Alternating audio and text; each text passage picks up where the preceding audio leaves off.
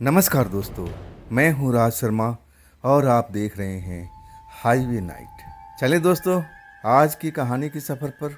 दोस्तों, मैं आज आपको लेकर चलता हूं साल 2000 में। बिहार एक रेलवे स्टेशन के छोटा सा रेलवे स्टेशन के पास में सरजू जी के पिता का हलवाई का दुकान था और बाप बेटे दोनों मिलकर के उस दुकान को चलाते थे। तब साल तो मैं बता ही चुका हूँ। वो थी सर्दी का टाइम, यानी नवंबर दिसंबर का महीना था। कड़ाके की ठंड पड़ रही थी। आइए, सरजू जी जो उनके पिता थे ना, अब जो भी मिठाई बनाते थे गजब का स्वाद होता था। पुराने कारीगर थे, लेकिन ये खूबी सरजू में नहीं थी। सरजू जवान थे, उम्र था 25 साल। रिश्ता वगैरह शादी का उनका तय हो चुका था और ठंड खत्म होते ही अब उनका शादी का बैंड बाजा बजने वाला था। वो भी बड़ा खुश थे।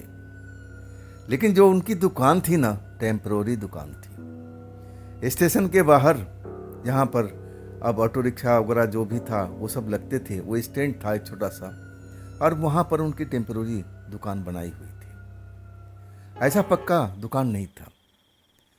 दुकानदारी ज़्यादातर जो रेल के मुसाफिर उतरते थे उनसे ही होती थी रात के टाइम में। और दिन के टाइम में जो आने जाने वाले लोग होते थे, जिनको ट्रेन पकड़ना था, ट्रेन से उतर कर जा रहे हैं, मतलब मिक्स होता था।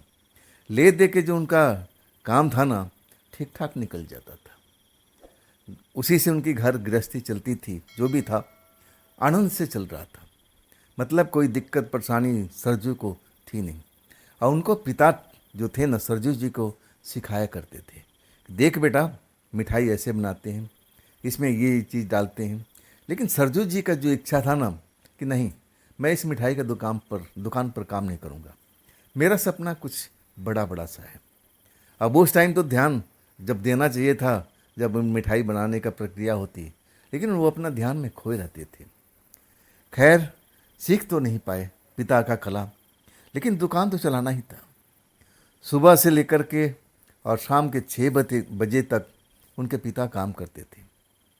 अब इसके बाद जो ड्यूटी थी, 4 बजे आ जाते थे सरजू, और 4 बजे से लेकर के अब रात तक, रात में उसी दुकान में रहा करते थे। टेम्प्रोरी दुकान थी ना, मैं आपको बताया था ना। अब उसमें ऐसा था कि टिन टप्पर लगा करके एक दुकान खड़ा किया गया था, छप्पर उपर लगा करके। अगर उसको छोड़ के गए तो दुकान में चोरी होना तो लाजमी था, या कोई जानवर आकर के आराम से उसको तोड़ करके अंदर जा सकता था, नुकसान कर सकता था। इसलिए सरजू की ड्यूटी लगाई गई थी। अभी शादी तो हो ही नहीं थी। अब एक तरह से रोका झोंका तिलक वगैरह जो कुछ होना था वो हो चुका था। शादी तो अब सर्दी के बाद में होने वाली थी। तो सरजू भी अपनी पत्नी को लेकर के बड़ा खुश थे। रात में अब उसी दुकान में रुकते, और उनकी जो दुकान थी ना, 10 बजे तक रात को चलती रहती थी, जब तक पैसेंजर ट्रेन आ करके निकल नहीं जाती। पैसेंजर ट्रेन वो आखिरी थी। अब इसके बाद छोटा स्टेशन था। अब एक्सप्रेस ट्रेन तो वहाँ रुका नहीं करती थी। तो उसके बाद अपना जो दुकान बढ़ा लेते थे। अंदर अपना अब उनका बिस्तर वगैरह था, खाट वगैरह था, तो खाट पर अपना आराम करते, अपनी पत्नी के ख्वाबों में खो जाते कि कुछ ही दिनों की बात है, अब फिर हमारी शादी तो हो ही जाएगी। सर्दी का टाइम था, मैं जिक्र किया था ना, वैसे ही सर्दी का टाइम, और बिल्कुल घना कोहरा रात को छा जाता था। उस टाइम जो बता रहे हैं सरजू जी, वो जो टाइम था ना, बड़ा ही गजब का ठंडी वाला टाइम था। शीतलहर चल रही थी, बीच बीच में बरसात भी हो जाती थी, तो शीतलहर और एकदम मौसम कड़ाके का ठंड वाला हो जाता था। वैसे ही एक शाम थी। शाम के करीब 8 बजे दुकान पर बैठे हुए थे।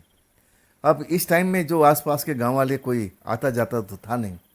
पूरा एकदम दुकान खाली था, रोड भी खाली था। जो भी सवारी वाले थे अपने अपने घर जा चुके थे। अब ट्रेन जो थी आती जरूर थी, सवारी उतरते थे, आसपास के होते थे, उनके पास में अब कोई साधन हो या पैदल ही चल देते थे।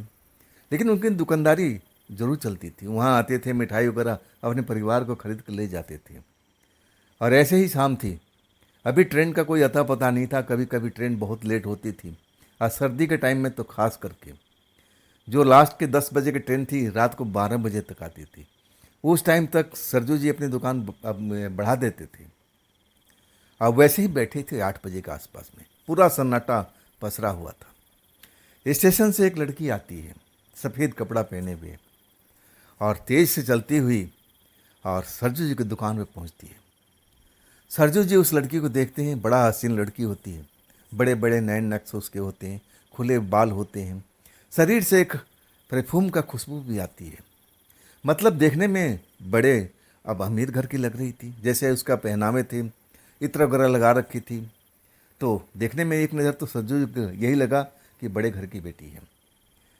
अब आकर के कहती कि आपके पास मिठाई वगैरह है बढ़िया वाली। सरजू कहते हैं कि मिठाई की दुकान है जी, तो मिठाई ही मिलेगा।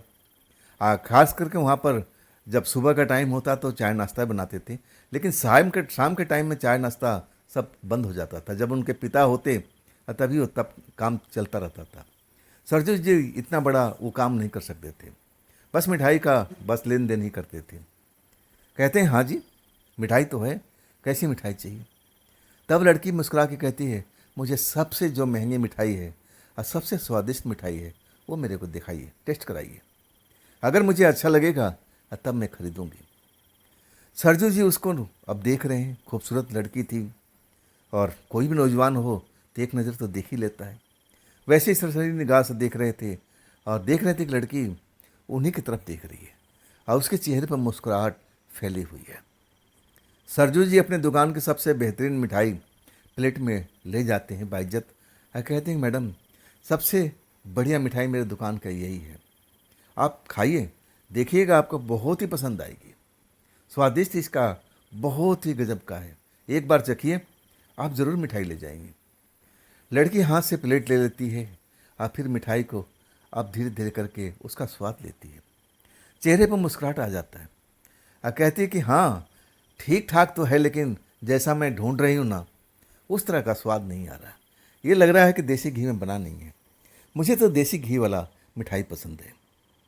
सरजू जी हंसने लगते हैं और कहते हैं कि मैडम आप जानती ना देसी घी कितना महंगा है, और जिस रेट में ये मिठाई दे रहा हूँ ना, अब उसमें देसी घी में तो जो बना के मिलेगा नहीं ना, आप ऑर्डर कीजिए ना, हम देसी घी में ही बनाते हैं, कब चाहिए कितना चाहिए, यही मिठाई आपको देसी घी में मिलेगा, और तब इसकी स्वाद जो है ना अब आपको खोल करके आएगी, आप खुद उसका सुगंध देख करके मोहित हो जाएंगे। लड़की उस मिठाई को खा जाती है और कहती है कि हाँ ये भी ठीक है, अभी तो काम चल जाएगा, लेकिन मैं चाहती हूँ कि वो देसी घी वाला मिठाई आप बनाएं, पैसा मैं आपको एडवांस दे दूँगी। अब एक तरह से जो सरजू जी थे बड़ा खुश हो जाते हैं कि बड़े घर की लड़की है भाई, अब छोटी मोटी पार्टी है नहीं। आप फिर कहते हैं कि मैडम ज़रूर ज़रूर, कितना चाहिए आप बताइए। तब लड़की कहती है पहले ये 1 किलो मिठाई मेरे को पैक कर दीजिए, जो मिठाई खा रही थी। सरजू जी खुशी खुशी उस मिठाई को पैक कर देते हैं, लिफाफा बना करके और लड़की के आगे रख देते हैं। और तब लड़की अपने जेब से पैसे निकालती है, उस मिठाई का कीमत तो देती है और बाकी एडवांस देती है कि देखिए यही मिठाई देसी घी में बनना चाहिए, अब मैं परसों आऊँगी रात में इसी टाइम के आसपास में, तब तक मुझे 5 किलो वो मिठाई आप रेडी करके रखिएगा। सरजू जी तो बड़ा खुश हो गए कि चलो आज तो मेरी अब दिहाड़ी पक्की हो गई, मतलब शाम तक जो बिक्री नहीं हुई थी एक झटके में ऑर्डर भी मिल गया और मिठाई भी बिक गई, चलो अच्छी बात है, खुश हो जाते हैं। और लड़की उस डब्बा को लेकर के चलने लगती है और तभी लौटती है, कहती है कि रात में आप यहीं रहते हैं क्या, इसी दुकान में?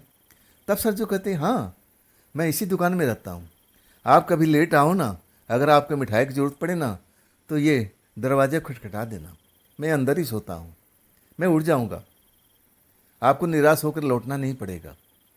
लड़की खुश हो गई और फिर अपने रास्ते। सरजू जी उसको जाता देखते रहे। लड़की जो थी बड़ा गजब की सुंदर थी और सोच रहे थे कि काश मेरी पत्नी भी ऐसी होती, लेकिन ऐसा सबका किस्मत थोड़ी होता है। अब इसके बाद उसी लड़की के ख्यालों में खो जाते हैं और ट्रेन बाकी सर्दी के टाइम में बहुत ही लेट होती थी, तो आज भी ट्रेन लेट हो गई थी। अब वो धीरे धीरे करके टाइम ज़्यादा हो चुका था। सरजू जी अपना दुकान बढ़ा लेते हैं क्योंकि कोई ग्राहक तो है था ही नहीं, और फिर उसी लड़की के सपने देखते हुए अब सो जाते हैं। सुबह जब उनके फादर आते हैं तो सरजू जी बताते हैं कि ऐसे ऐसे 5 किलो देसी घी का और यही मिठाई बनाना है, मैंने ऑर्डर लिया है। एक लड़की आती है रात को, आप परसों आएगी, तब तक आप तैयार करके रख दीजिए। पापा भी खुश हो जाते हैं। अब फिर सरजू अपना घर के लिए लौट जाते हैं। अब पापा सारी दुकानदारी संभाल लेते हैं। कहते हैं कि ठीक, मैं आज ही बना दूंगा, तू टेंशन मत ले। शाम को फिर वही दुकानदारी करने के लिए शाम को आते हैं सरजू जी, जो उनकी 4 बजे से ड्यूटी लगी होती थी। कभी कभी लेट भी हो जाते थे, ठंड का टाइम था, तो पापा नाराज़ नहीं होते थे। जानते थे कि लड़का जवान है, अब ज़्यादा बोलना भी उचित नहीं है, और ऊपर से अब इसकी शादी भी होने वाली है। नहीं तो पहले बहुत गुस्सा करते थे, सिखाते थे, लेकिन इनकी जो अकल मारी गई थी कि हलवाईगिरी का काम सीखते नहीं थे। इसी पर नाराज़गी चलती थी सरजू के और उनके पापा के बीच में। खैर, जो दूसरी रात थी ऐसे ही था, और वो सोए हुए थे, दुकान बढ़ा दिए थे, सर्दी का टाइम था ही, 10 के आसपास का टाइम था। और ट्रेन को कोई अता पता नहीं था कि कौन सी ट्रेन कब आएगी। सारी ट्रेनें अब एक तरह से लेट ही चल रही थी, समय का अनुमान नहीं लग रहा था, तो अपना सोए हुए थे और नींद में अपना भरे हुए थे, कंबल ओढ़े हुए। और तभी उनके दरवाजे पर, दुकान के दरवाजे पर दस्तक होता है, ठक ठक ठक ठक ठक ठक। नींद खुल जाती। वो सोचते हैं कि कौन हो सकता है भाई। अब गहरी नींद से उठते हैं तो चौंकना स्वाभाविक है, दुकान तो मैं बढ़ा चुका हूँ, तो कौन हो सकता है। पापा तो आएंगे नहीं, तो फिर कौन है। दुकान का दरवाज़ा नहीं खोलते हैं। अब बिस्तर पर लेटे लेटे ही आवाज़ देते हैं, कौन है बाहर में, क्या ज़रूरत है, देखिए दुकान तो अब बंद हो चुकी है, अब सुबह में आइएगा, इस टाइम मैं दुकान नहीं खोलूँगा। फिर दरवाजे पर दस्तक होती है। फिर वही बात दोहराते हैं कि देखिए अब दुकानदारी बंद हो चुकी है, मैं सोया हुआ हूँ, आप सुबह में आइए ना। लेकिन इस बार, तीसरी बार ठक ठक की आवाज़ नहीं आती, लड़की की आवाज़ आती है। अरे मैं हूँ, आप मेरी आवाज़ को पहचाने। आवाज़ को कैसे भूल सकते थे, खनकती हुई मीठी आवाज़, जिसके सपने देख करके आज भी सोए थे, और उसको कैसे भूल सकते थे। मन ही मन उस लड़की से तो मोहब्बत करने लगे थे, प्यार करने लगे थे, और जबकि उनकी शादी जल्द होने वाली थी। इतनी लड़की वो खूबसूरत थी कि कोई भी उस पर मर मिटे, और वही हालत सरजू जी का हो चुका था। जब उस लड़की का आवाज़ सुनते हैं ना, कंबल उम्बल फेंक करके और फटाफट अपने कपड़े वपड़े सही करके दरवाज़ा खोल देते। बाहर धुंध ही धुंध फैला हुआ है, ठंड शीतलहर चल रही है। लड़की बिल्कुल दरवाजे पर खड़ी हो गई और कहने लगी, क्या मैं अंदर आके बात कर सकती हूँ। एकदम दरवाजे से हट गए सरजू जी। हाँ, बिल्कुल आइए, अंदर आइए, अंदर आइए, बाहर देखिए शीतलहर चल रही है, कितना अब देखिए ठंड का असर है, अंदर आ जाइए। और तब देख के चौंकते हैं कि उसने तो गर्म कपड़ा जैसे कल भी नहीं पहनी थी और आज भी नहीं पहनी है, क्या इसको सर्दी नहीं लगती है। लेकिन ये सवाल थोड़ा कठिन था, पूछ नहीं सकते थे, दुकानदारी का मामला था, कहीं लड़की नाराज़ हो जाए। हम मन ही मन तो प्रेम करते थे, कहीं लड़की उन पर नाराज़ हो जाए तो मामला बिगड़ सकता है। अपने दुकान में स्वागत करते हैं। अब बिल्कुल उस दुकान में उस लड़की और सरजू जी, अब इसके अलावा तीसरा कोई था ही नहीं। अपने खाट पर बैठने के लिए कहते हैं कि देखिए यहाँ तो यही है, हमारे यहाँ तो सोफ़ा वगैरह कुर्सी तो है नहीं, तो आपको इसी में बैठना पड़ेगा, बताइए मैं आपका क्या खिदमत करूँ। लड़की कहती है कि मैं किसी को लेने के लिए आई थी, कल भी आई थी, कुछ लोग हमारे शहर से आ रहे हैं ना, तो लास्ट वाली ट्रेन से आते हैं, लेकिन अभी ट्रेन आई नहीं, मैं वही इंतज़ार कर रही थी। अब अकेले थी ना प्लेटफार्म पर, तो अच्छा भी नहीं लग रहा था। मैं सोचा कि चलो आपके पास बैठ जाती हूँ और आपसे कुछ बातचीत करती हूँ, समय भी पास हो जाएगा। सरजू जी का मन तो बाग बाग हो चुका था। उस लड़की का जो परफ्यूम लगाती थी, उसकी खुशबू बिल्कुल मदहोश कर देने वाली थी, और सही में मदहोश हो भी चुके थे। सरजू जी कहते हैं, अरे अरे मेरा अहो भाग, आप आराम से बैठिए, आप बताइए मैं आपके लिए कुछ खाने के लिए क्या दूँ, कल वाली मिठाई या मेरे पापा जो आपने ऑर्डर किया था वो भी मिठाई रेडी कर चुके हैं, मैं उसका 2 पीस देता हूँ, आप उसका खा करके स्वाद देखिए और तब बताइए कल के मिठाई में और आज के मिठाई में फ़र्क कितना है। लड़की खुश हो जाती, कहती लाइए, बन गया है तो मैं लेते जाऊंगी। लड़की भी खुश हो जाती है। फिर उसमें से 2 पीस मिठाई देते हैं प्लेट में रख करके। हाँ, लड़की स्वाद चखती है। कहती हाँ, बिल्कुल जैसा मैं चाहती थी वही स्वाद है। मज़ा आ गया। अब इसके बाद मिठाई खाने के बाद कहते हैं कि मिठाई पैक कर दूं। तब लड़की कहती कि नहीं, आज नहीं, कल मैं लेके जाऊंगी। आज कोई मेहमान आने वाला है ना, तो उसके सामने ठीक भी नहीं है। अब फिर कहती है कि देखो, ना जाने कब तक ट्रेन आएगी, क्या ट्रेन आएगी तो मुझे पता चल जाएगा यहाँ पर। सरजू जी हंसने लगे कि बिल्कुल पता लगेगा मैडम, ट्रेन आती है तो स्पीड में आती है, धड़ धड़ धड़ धड़ करते आती है, हॉर्न बजता है, तो सब कुछ पता लग जाएगा। आप बाहर ठंड में क्यों रहेंगे, आप यहीं बिराजिए और ये कंबल ओढ़ लीजिए। लड़की को कंबल दे देते हैं। लड़की भी ना नुकुर नहीं करती है, कंबल ओढ़ लेती है। आप सरजू जी खड़े होते हैं तो लड़की कहती है, अरे आप खड़े क्यों हैं, आप बैठ जाइए ना। सरजू जी थोड़ा शर्मा रहे हैं कि लड़की, अब एक ही खाट है, उस पर लड़की बैठी है, मैं कैसे बैठूं, अच्छा नहीं लगता है। लड़की ना जाने अपने मन में क्या सोचेगी। और तब लड़की कहती है, अरे शर्माइए मत, आइए बैठिए। शर्माते शर्माते अब सरजू जी लड़की से थोड़ा दूर बैठते हैं। और तब कहते हैं, ये आपकी दुकान है, मैं तो आपकी मेहमान हूँ, आप मुझसे क्यों शर्मा रहे हैं।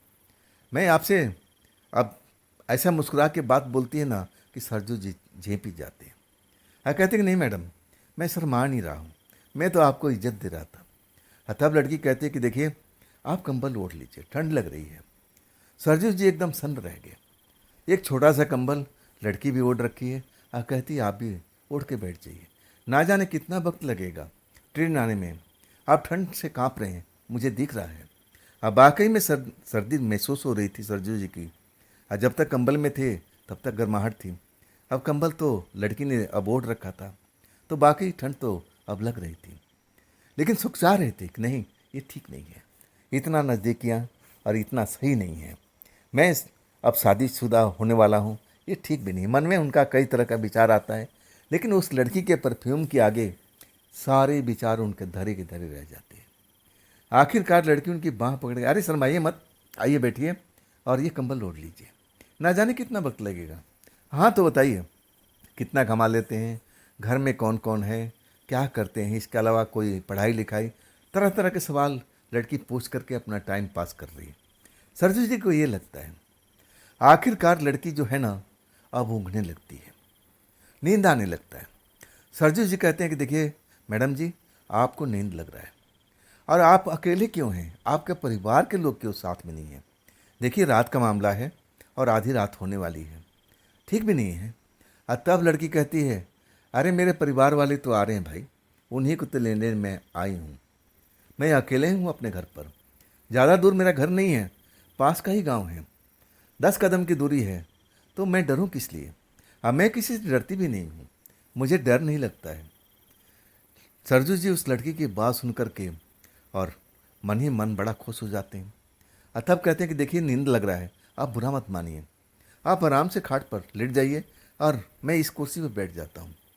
लड़की कहती नहीं नहीं, ज़रूरत नहीं है, आप बैठे रहो, और कभी कभी मुझे नींद आ भी जाता है। बाकी में बात करते करते कब सरजू जी के गोद में गिर जाती है। सरजू जी अब एकदम उस लड़की को अपने ऊपर अब गिरा देख करके संभल भी नहीं पाते। ना तो लड़की को उठा रहे हैं कि नींद से जग जाएगी, और उनको अच्छा भी लग रहा है। ऐसा मौका कहाँ मिलता है भाई, इतनी खूबसूरत लड़की और उनकी गोद में आके गिरी हुई थी। ये मौका अब हर किसी को तो नहीं मिलता। मन व्याकुल था और नज़दीकी मामला था। आखिरकार लड़की जो धीरे धीरे उनके गोद में गिरी थी, अब उनसे लिपटने लगी थी। दोनों को सांसें टकराती हैं, अब फिर जो होना है वो शुरू हो जाता है। जब ख़त्म होता है ये सब मामला, और तब सरजू को लगता है कि मैं तो गलत कर दिया, ऐसा करना नहीं चाहिए, अपने आप को गिल्टी समझते हैं। लड़की से कहते हैं कि देखिए, मेरा कोई इरादा नहीं था, आप ही, मुझे लग रहा था कि इतनी नज़दीकियाँ बढ़ा रखी थी। लड़की कहने लगी, इसमें शर्माने की क्या बात है, तुम तो दुल्हन की तरह शर्मा रहे हो, मैं वाकई तुमसे इम्प्रेस हो गई, मुझे लगा कि तुमसे बढ़िया लड़का कहाँ मिल सकता है। तब सरजू जी कहने लगे कि देखिए मैडम, बुरा मत मानिएगा, मेरा शादी होने वाला है, कुछ ही महीने के अंदर में मैं शादीशुदा हो जाऊंगा, ये ठीक नहीं है। प्रेम ज़रूर हमने किया, लेकिन मुझे इसका पछतावा है। मुझे नहीं करना चाहिए। ना जाने मेरे दिमाग पर क्या आ चुका था, मैं अपने आप को भूल गया था। सरजू जी अपने आप को गिल्टी महसूस कर रहे थे, लेकिन लड़की के चेहरे पर एकदम कोई शिकन तक नहीं थी। मुस्कुरा रही थी और कहने लगी, छोटी छोटी बातों को आप भूल जाइए ना, हम आपसे दिल से मोहब्बत करते हैं ना। अब इसके बाद ट्रेन का हॉर्न सुनाई देता है और तब सरजू कहते हैं कि ट्रेन आ गई है, शायद आप ही का ट्रेन है, इसमें आपके लोग होंगे, जल्दी निकलिए। लड़की भी अब उठ के तैयार हो जाती है।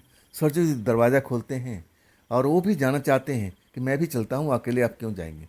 और तब लड़की मना कर देती कि नहीं नहीं, आप दुकान संभालिए। और इसके बाद वो लड़की प्लेटफार्म की तरफ चली जाती है। अब इसके बाद वो लड़की लौटी, कब लौटी सरजू जी को कुछ मालूम नहीं। क्या उसके परिवार उसके साथ में लौटे थे, सरजू जी को ये पता नहीं था, लेकिन अपने आप को बड़ा गिल्टी महसूस कर रहे थे। लड़के के जाने के बाद मन अब एक तरह से बेचैन हुआ पड़ा था कि मैंने जो किया ठीक नहीं किया, लेकिन इसमें लड़की का अब पूरा सहमति थी। मैंने उस लड़की के साथ कोई जोर जबरदस्ती नहीं किया, लड़की ने ही मुझे उकसाया था। अब इसी तरह अपना बिस्तर पर सो करके अपना नींद कब लग गई पता भी नहीं लगा। अगली सुबह में उनके पिता आ जाते हैं, पूछते हैं कि सब ठीक ठाक है। कहते हैं हाँ, तब तेरा चेहरा इतना उतरा हुआ क्यों है, तो लग रहा है रात भर सो नहीं पाया। अब पिता थे, अपने बच्चे को देख करके पहचान गए। तब कहते हैं नहीं, ऐसी बात नहीं है, मैं आराम से चैन से सोया था। हाँ, ठंड काफ़ी थी ना, आज सोच रहा हूँ कि दूसरा भी एक साधन ले आऊँ, एक और कंबल ले आऊँ, एक कंबल में जाड़ा नहीं निकल रहा है। तब सरजू के पिता कहते तुझे मना कौन किया, मैं तो पहले ही बोल रहा था कि एक कंबल और ले ले, लेकिन तू तो अपनी जवानी दिखाता ना। पिता पुत्र में बहस होती रहती थी, ये आम बात थी। इसके बाद सरजू जी अपना घर लौट आते हैं और उसी सोच में डूबे रहते हैं, आराम करते हैं। फिर 4 बजे के आसपास वो चले जाते हैं दुकान पर। मन उसी लड़की में लगा रहता है, दुकानदारी करते हैं, लेकिन ध्यान उसी लड़की के ऊपर रहता है। और आखिरकार अब पिता चले जाते हैं, दुकानदारी पूरा वही संभाल लेते हैं। रात का 8 बज चुका था। स्टेशन के आसपास के एरिया सब सुन सपाटा हो चुका था। एक भी मुसाफिर अब रास्ते में नज़र नहीं आ रहा था। और ट्रेन तो अब लेटी थी, कब से कौन सी ट्रेन पैसेंजर कौन सी जो वहाँ रुकती थी कब आएगी कुछ कहा ही नहीं जा सकता था। इस तरह करते करते रात को अब 10 बज चुका था और अपनी दुकान को बढ़ा चुके थे। अंदर दोनों कंबल ले आ, अब घर से भी कंबल लाए थे और दोनों को अब एक तरह से जोड़ करके और अब ठंडी से बचने का उपाय कर रहे थे। सोए थे, नींद नहीं आ रही थी, उसी लड़की के बारे में सोच रहे थे। और तभी कोई आहट नहीं होती है, किसी के चलने की आवाज़। अब इतना सुनसनाटा एरिया था ना कि कोई आसपास में कोई कंकड़ भी हिले ना तब भी आवाज़ आ सकती थी। लेकिन वो कौन आया उनके दुकान के पास में ज़रा भी आहट नहीं होती है। दरवाजे पर दस्तक के साथ में लड़की कहती है कि सरजू मैं आ चुकी हूँ, दरवाज़ा खोलिए। सरजू जी एकदम सन्न हो जाते हैं। आवाज़ तो आने जाने को सुनाई नहीं पड़ा, लेकिन लड़की अब आ चुकी थी, मिठाई भी रखा हुआ उसका था। उन्होंने सोचा कि लड़की मिठाई लेने के लिए आई है, आज उसके साथ में ऐसा कुछ बर्ताव मैं बिल्कुल नहीं करूँगा। और फिर दरवाज़ा खोलते हैं, नज़रें मिला नहीं पाते हैं। लड़की कहती है कि आज भी ठंड काफ़ी है। तब सरजू विषय को बदल देते हैं, कल आपके परिवार आ चुके थे।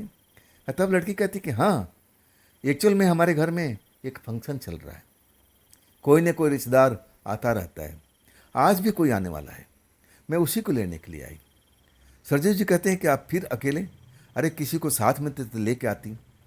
तब लड़की मुस्कुराते हुए कहने लगी कि मैं ज़्यादा तो आपसे मिलने के लिए आई, मेरा मन बहुत बेचैन हो रहा था, जब तक मैं आपको देखती नहीं हूँ ना तो मुझे चैन नहीं पड़ता, क्या आप अंदर आने के लिए नहीं कहेंगे। सरजू जी आज मन में ठान चुके थे कि नहीं, इससे मैं ज़्यादा नज़दीकियाँ नहीं बढ़ाऊँगा। लेकिन उस खुशबू शरीर से जो फूटती थी ना, अब जैसे ही वो महसूस करते हैं ना अपने आप को भूल जाते हैं। अब फिर वही होता है जो कल रात में ऐसा हुआ था। अब फिर अपने आप को फिर गिल्टी महसूस करने लगते हैं। लड़की से आंख नहीं मिला पाती, शर्म महसूस करते हैं। लड़की कहती है कि ये मिठाई आप मुझे दे देंगे। एकदम वो पैकेट तो बना ही था और ले आकर के लड़की को दे देते हैं। और तब लड़की बहुत सारा नोट निकालती है और कहती है कि देखिए परसों मुझे इतनी सारी मिठाई चाहिए। और सेम यही हमारे घर में बताया ना कि एक फंक्शन, छोटा सा फंक्शन है और उसमें मिठाई की ज़रूरत है। 5 किलो तो मैं लेके जा रही हूँ, ये तो हमारे मेहमान सब खा लेंगे, लेकिन अब मुझे 15 किलो चाहिए। यही स्वाद, सब कुछ यही। अब मैं परसों रात को मिलूंगी। सरजू जी अब सब कुछ भूल करके अब सोचे कि चलो अब पैसा तो दे रही है, अब इसके बाद पैसा ले लेते हैं। अब फिर लड़की मिठाई लेकर के निकल जाती है। दरवाज़ा बंद कर लेते हैं और उसी लड़की के बारे में सोचने लगते हैं कि आज तो मैं अब उसे दूरियां बनाने के चक्कर में था, ना जाने उस लड़की क्यों आती है। अब फिर मैं अपने आप को भूल जाता हूँ। वो खुशबू में कुछ जादू है। अपने आप को कोसने लगे कि मैं उसे क्यों नज़दीकी इतना बढ़ाया, मेरे तो अब शादी होने वाली है। अब उनकी अंतरात्मा इस बात को गवारा नहीं कर रही थी कि मैं किसी गैर लड़की के साथ में रिश्ता बनाऊं। खैर जो होना था अब हो चुका था। और सुबह में जब उनको नींद खुलती है, पापा आ जाते हैं। पापा को बताते हैं कि वो मैडम आई थी, मिठाई पसंद आई और 15 किलो फिर बना दीजिएगा, परसों ज़रूरत है, उनके घर में फंक्शन है और एडवांस पैसा दे के गई है। पापा भी खुश कि चलो हमारी दुकानदारी अच्छी हो रही है, देसी घी का मिठाई बना रहा हूँ। आखिरकार जब शाम को लौट के आते हैं और अपनी दुकान संभाल लेते हैं, पापा घर चले जाते हैं और जाते जाते बोलते हैं कि मैं मिठाई बना चुका हूँ, ध्यान रहे। और मैं सारे डब्बे में करके 5-5 किलो में पैक कर रखा हूँ, देखना आराम से, कोई जानवर ना घुसे, कोई बिल्ली ना घुसे, क्योंकि देसी घी का है ना, दूर तक खुशबू फैलता है। बात भी सही थी उनकी। उस रात तो लड़की नहीं आई, आराम से चैन की नींद सोते रहे। अगली रात को जब आते हैं ना 4 बजे के आसपास, आप 6 बजे उनके पिता चले जाते थे। इसके बाद सारी दुकानदारी उनके हाथ में होती थी। जो भी छोटे मोटे दुकानदारी किए, रात 10 बज जाता है, अब फिर अपनी दुकान बढ़ा देते हैं, अंदर सो जाते हैं। उनको लगा कि लड़की शायद आज नहीं आएगी, घर में फंक्शन चल रहा है ना, इसलिए आज नहीं आएगी। फिर अपने बिस्तर में सो जाते हैं, कंबल वंबल ओढ़ करके। अब ठंडी काफ़ी बढ़ी हुई थी और तभी दरवाजे पर दस्तक होता है, आवाज़ भी आती है, सरजू मैं हूँ। काँप जाते हैं। सरजू जो है ना, अब सोच लिए थे कि आज मैं दरवाज़ा तो खोलूँगा, लेकिन मैं उससे नज़दीकियाँ बिल्कुल नहीं रखूँगा। दरवाज़ा खोलते हैं और तब लड़की दरवाजे के अंदर नहीं आती है, दरवाजे के बाहर ही रहती है। कहती सरजू मेरी मिठाई बन चुकी है। सरजू जी कहते कि हाँ, अब सारा पैक है, मैं आपको दूँ? कहती कि हाँ हाँ दीजिए ना। अब 15 किलो मिठाई था, 3 डब्बा बड़े बड़े 5-5 किलो के बनाए हुए था। और नाजुक सी लड़की ये मिठाई लेकर के कैसे जाएगी भाई? मिठाई पकड़ाते हैं तो लड़की हैरान हो जाती है, ये मैं कैसे लेके जाऊँ? मुझे तो अंदाज़ा नहीं था कि इतना वजन होगा, मैं किसी न किसी को साथ में ले आती। अब सरजू जी पेशों पेशों में पड़ गए कि आखिर करें तो क्या करें। हाँ, तब लड़की आग्रह करती है कि मैं आपसे एक विनती करती हूँ, क्या आप मेरे साथ मेरे घर तक चलेंगे? सरजू जी सोच में डूब गए, क्योंकि यहाँ दुकान जो था टेम्परेरी था, कोई भी जानवर आकर के दुकान में घुस सकता था, चोरी चकारी भी हो सकती थी। तब लड़की कहने लगी आप डरिए मत, अगर आपकी दुकान में कोई चोरी चकारी होती है मैं उसका भरपाई करूँगी, लेकिन ये 15 किलो मिठाई मेरे बस का नहीं है। 5 किलो तो मैं आराम से लेके चली गई थी, लेकिन ये 15 किलो मेरे से जा नहीं पाएगा। आप मेरी मदद कीजिए ना, पास में ही मेरा घर है, बस कुछ देर तो टाइम लगेगा, आराम से मेरे घर पर छोड़ करके आप आ जाइए, ऐसी बहाने मेरा घर भी देख लेंगे। सरजू जी जाना नहीं चाहते थे, उस लड़की से अब कोई रिश्ता रखना नहीं चाहते थे, लेकिन अब मजबूरी थी, लड़की जात थी और बाकी जो कह रही थी सच्चाई थी। अब नाजुक सी लड़की 15 किलो को वजन उठा करके 3-3 बड़े बड़े डब्बे कैसे ले जाती थी। अतः वो तैयार हो गए, अपने दुकान में बाहर अब छोटा मोटा ताला लगाते हैं और फिर 2 पैकेट तो अपने हाथों में टांग लेते हैं। अब 5 किलो का पैकेट लड़की पकड़ रखी है और चलने लगती है। लड़की पैदल ही चल रही है, रेलवे लाइन क्रॉस कर लेते हैं। अब फिर आगे कुछ गांव बस्ती दिखाई दे रही थी, वो जानते भी थे कि कौन सा गांव है कौन सा बस्ती है, लेकिन लड़की किस बस्ती में रहती है अब ये पूरी तरह से अब उनको मालूम नहीं था। चलने लगते हैं। आखिरकार जब लड़की रास्ता बदल देती है, जो बस्ती की तरफ रास्ता जा रहा था अब उधर नहीं जा रही है ना, तब सरजू कहते कि इधर तो बस्ती है नहीं जी, आगे चल कर के शमशान है और शमशान के आगे 4-5 घरों का टोला है। लड़की कहती कि हाँ बिल्कुल आप सही पहचाने, उसी टोले में तो हमारा घर है, हम तो उसी टोले के रहने वाले हैं। सरजू जी जाना नहीं चाहते थे, उनको पता था कि उसी रास्ते में शमशान है और वो जो रास्ता है शमशान के पास से गुजर करके और तब उस टोला में अब लोग आया जाया करते थे। डरते थे भूत पिशाच से और थोड़ा डर भी गए थे। और तब लड़की कहने लगी, अरे मैं जब लड़की होकर नहीं डर रही, आप क्यों डर रही हो, मैं हूं ना आपके साथ में, मिठाई घर पर रख करके और मैं आपको छोड़ के जाऊंगी दुकान तक, आप डरिए मत, चलिए मेरे साथ में। अब सरजू जी तो आखिर मर्दी थे ने, मर्द थे, अब कैसे अब उस लड़की का कहना नहीं मानते। उनको लगा कि ठीक है लड़की कह रही है तो चलते ही हैं, और फिर उस शमशान वाले रास्ते पर चल पड़ते हैं। जब शमशान के पास पहुंचते हैं ना, और तब लड़की कहती है कि बस 2 मिनट, मैं थोड़ा कुछ प्रसाद इनको दे दूं। अब सरजू चौंक जाते हैं, किसको प्रसाद देना है। और तब लड़की कहने लगी कि कुछ मेरे अब यहाँ पर यार दोस्त हैं, वो इंतज़ार कर रहे हैं, मैं उनको ज़रा इस मिठाई में से अब मैं उनको कुछ फेंक देती हूँ और वो भी खा लेंगे। सरजू जी समझ नहीं पाए थे कि आखिर अब इस शमशान में कौन इनका यार दोस्त होता है। उनको लगा कोई जानवर वगैरह होंगे, कोई ऐसा अब कुत्ता बिल्ली होंगे, यही लगा था। वो रोकना चाहते थे कि देखिए शमशान है, यहाँ पर रुकना नहीं चाहिए, लेकिन बोल नहीं पाते। खुशबू अब उनको ज़्यादा तकलीफ दे रही थी, मस्त मस्त लगने लगा था, उनका दिमाग हिल चुका था, जैसे उनके अब दुकान में होता था अपने आप को भूल जाते थे, और ऐसा ही एहसास होता है। और फिर अपने आप को भूल जाते हैं और देखते हैं वो लड़की 5 किलो का डब्बा खोल करके आज शमशान में फेंकती है। आओ सब आ जाओ यहाँ पर, मैं लेके आ चुकी हूँ तुम्हारे मन पसंद का मिठाई, खाओ ऐश करो आओ। और सरजू जी देखते हैं कि वहाँ तो कोई भी नहीं है, कोई भी दिखाई नहीं देता है। लड़की खाम खा मिठाई फेंकती जा रही है। मन उनका अब डरा नहीं था, ना जाने लड़की ने उसके ऊपर में कोई जादू किया था या ना जाने क्या किया था। मन बिल्कुल शांत था, डर नहीं लग रहा था। और वो देख भी रहे थे और उनको बोल भी रहे थे लड़की को कि यहाँ तो कोई दिखाई नहीं दे रहा है, आप किसको ये मिठाई फेंक रही हैं। लड़की कहने लगी कि हाँ मेरे यार दोस्त हैं, क्या तुम देखना पसंद करोगे। सरजू कहने लगे कि हाँ। अब वो समझ रहे थे कि जानवर वगैरह होंगे, पालतू वगैरह होंगे, अब बिल्ली वगैरह होंगी, अब ऐसे ही होगा। अब वो नहीं समझे थे कि यहाँ पर चल क्या रहा है। तब लड़की कहती है कि ठीक है तैयार हो जाओ। लड़की सरजू जी के सर पर हाथ फेरती है और कहती है कि अब ज़रा देखना कुछ नज़र आ रहा है। सरजू जी जब देखते हैं ना, जितनी लड़की ने मिठाई फेंक रखा था, वहाँ पर काले काले से लोग उस मिठाई को ज़मीन से उठा उठा करके और जल्दी जल्दी खा रहे थे। डरावने सारे लोग थे। देखते हैं सरजू जी और एकदम डर जाते हैं। लड़की हंसने लगती है, कहती है आप डर गए, ये तो हमारे यार दोस्त हैं।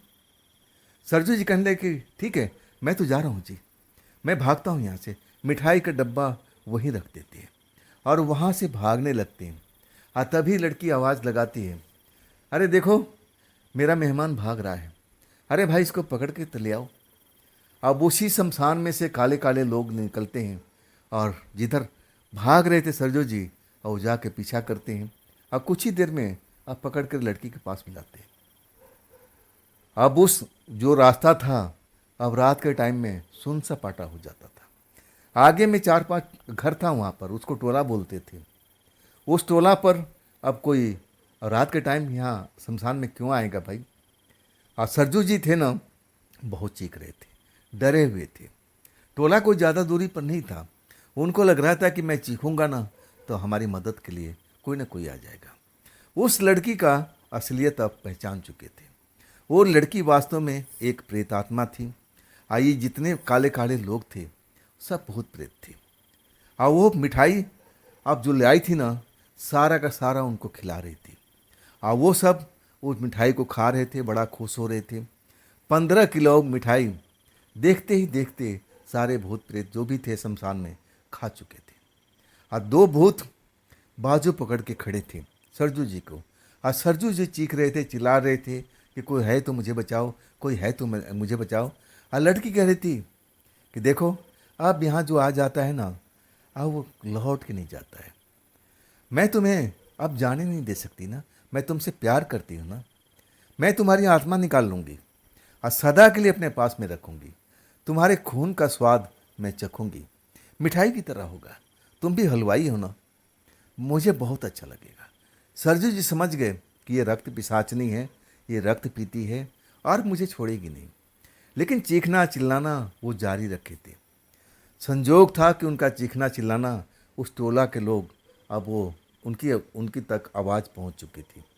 उनको लगा कि हमारे गांव का कोई हित मित्र है, ट्रेन से लौट रहा है और उसको देर हो चुकी है और शमशान के आसपास में उसके साथ कुछ हो रहा है।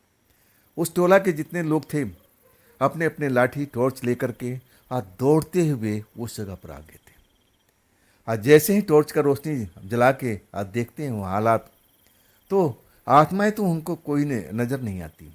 बस वहाँ पर सिर्फ सरजू खड़े नज़र आते हैं और अपने हाथ हवा में फैलाए हुए हैं, जैसे उनको कोई पकड़ रखा है, लेकिन पकड़ने वाला कोई दिखाई नहीं दे रहा है। आज जब देखते हैं कि गांव के लोग आ चुके हैं, तब सरजू जी अब लगता है कि मेरी जान बच जाएंगी। लोग बाग मुझसे पूछते, भाई तुम यहाँ पर कौन हो? अरे तब पहचान जाती कि तो दुकान वाले हैं, हलवाई के बेटे हैं ये। आप यहाँ पर कैसे, दुकान छोड़ के क्यों आए? सरजू जी सब बताने लगे और तब कहने लगे सब कि भाई देखो, आज अमावस की रात है। हम लोग तो खुद ही इस रास्ते से नहीं आते, हम रास्ता दूसरा वाला लेके आते हैं। अमावस को पूर्णमासी की रात में यहाँ कुछ ना कुछ चलता रहता है। हमें रात में अब तरह तरह की आवाज़ें भी सुनाई देती है, लेकिन हमारा टोला यहीं पर रहता, हम क्या कर सकते हैं? तब जाकर के सरजू जी बताते हैं तब मेरी जान बची थी और सारे लोग मुझे दुकान तक छोड़ के आए थे। अब इसके बाद रात मैंने कैसे व्यतीत किया मैं जानता हूँ। अब सुबह में जब पिता है तो मैं पूरी बात तो नहीं बता सका। ये बताया कि मैं उस लड़की का मदद करने गया था, मिठाई जिसको देना था। पूरी कहानी बता देते हैं। अब उसके साथ जो रिलेशन रखे थे वो तो छिपा जाते हैं और तब कहते हैं कि पापा मैं रात में रुक नहीं पाऊँगा, मैं दिन में रहूँगा आपके साथ में, लेकिन रात में नहीं। अब मैं कहूँगा कि आप भी रात में इस जगह पर ना रुकिए। हम लोग रात में घर में रहेंगे और सुबह हम आ जाएंगे। नुकसान जो होगा देखा जाएगा। लेकिन उनके पिता कहते हैं कि मैं समझ गया हूँ, तू डरा हुआ है, लेकिन डरने की कोई आवश्यकता नहीं है, मैं रात में रुकूंगा। अब तो सुबह में अब दुकान को संभाला कर, मैं दोपहर में आऊँगा और फिर जो भी मिठाई उठाई बनाना है मैं उसी टाइम से करूँगा और रात में अपनी दुकान पर रहूँगा। तब जाके सरजू की जान में आई थी। और उसके बाद सरजू जी कहते हैं कि मैं तो अब रेलवे स्टेशन के उस तरफ कभी जाना होता था और जिधर वो शमशान वाला रास्ता था ना, तो मैं तो देख कर ही काँप जाता था कि आखिर वो थी रक्त पिशाचनी, वो मेरा खून पीना चाहती थी, लेकिन भला की खूबसूरत थी। तो दोस्तों ये थी आज की कहानी सरजू जी की। ये कहानी आपको कैसी लगी कमेंट में ज़रूर बताइएगा। और दोस्तों अगर आपके पास भी ऐसी कोई घटना है जो आप मुझे भेजना चाहते हो, तो आप मुझे इंस्टाग्राम पर, मेरे व्हाट्सएप नंबर पर, मेरी मेल आईडी पर आप मुझे शेयर कर सकते हो। और दोस्तों ये भी चैनल आप ही का है, तो इसको भी अपना प्यार दीजिए, लाइक कीजिए, सब्सक्राइब कीजिए और हाइप तो ज़रूर कीजिएगा। और अपने दोस्तों को शेयर करना बिल्कुल ना भूलिएगा। अब फिर हम इसी टाइम में मिलते हैं कल के टाइम में, कल की डेट में, इसी चैनल पर और इसी टाइम पर। आप लोग अपना ख्याल रखिएगा। नमस्कार।